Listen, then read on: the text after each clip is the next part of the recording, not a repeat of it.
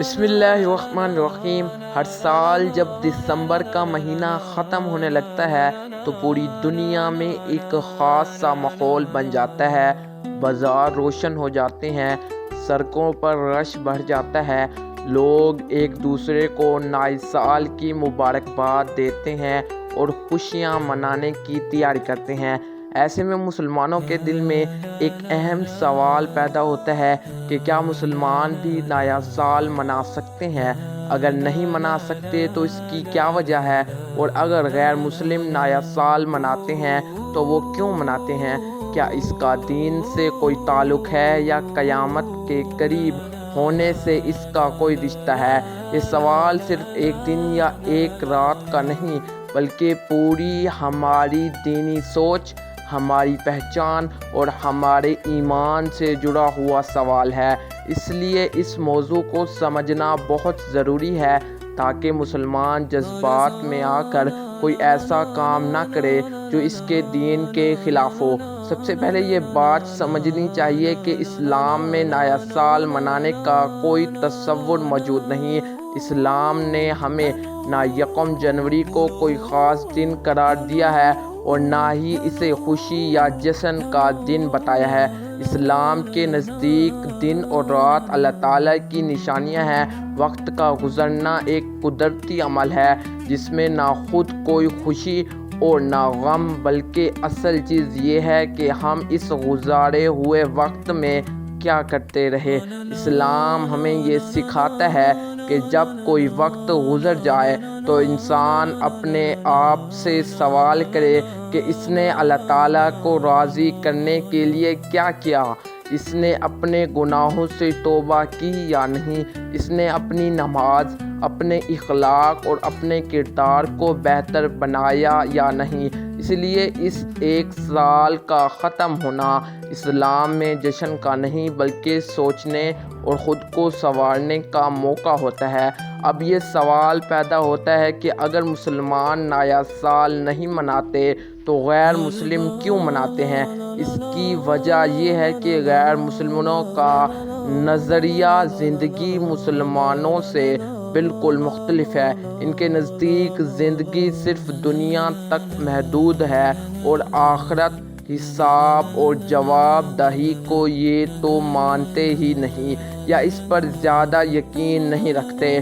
ان کے لیے نیا سال ایک نیا موقع ہوتا ہے کہ وہ اپنی خواہشات، اپنی خوشیوں اور دنیاوی خوابوں کو پورا کریں۔ غیر مسلم معاشروں میں نیا سال زیادہ تر تفریح، موسیقی، آتش بازی اور پارٹیوں کے ساتھ منایا جاتا ہے۔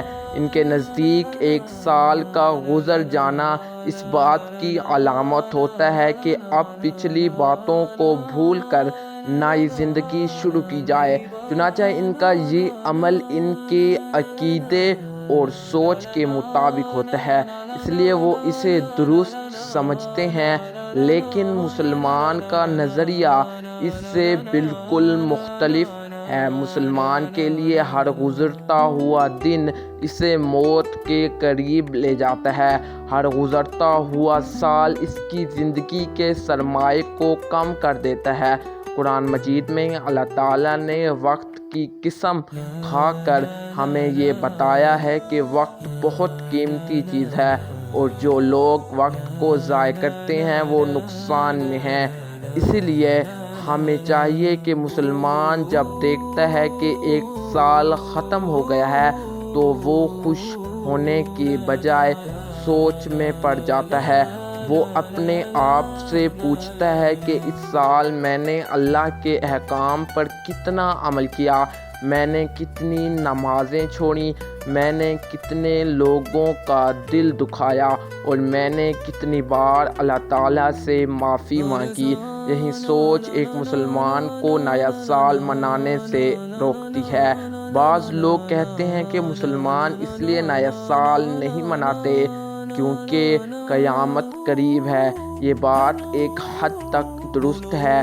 اسلام ہمیں یہ ضرور بتاتا ہے کہ قیامت کسی بھی وقت آ سکتی ہے اور ہمیں ہر وقت اس کے لیے تیار رہنا چاہیے، لیکن اسلام ہمیں مایوس یا خوف زدہ زندگی گزارنے کا حکم نہیں دیتا۔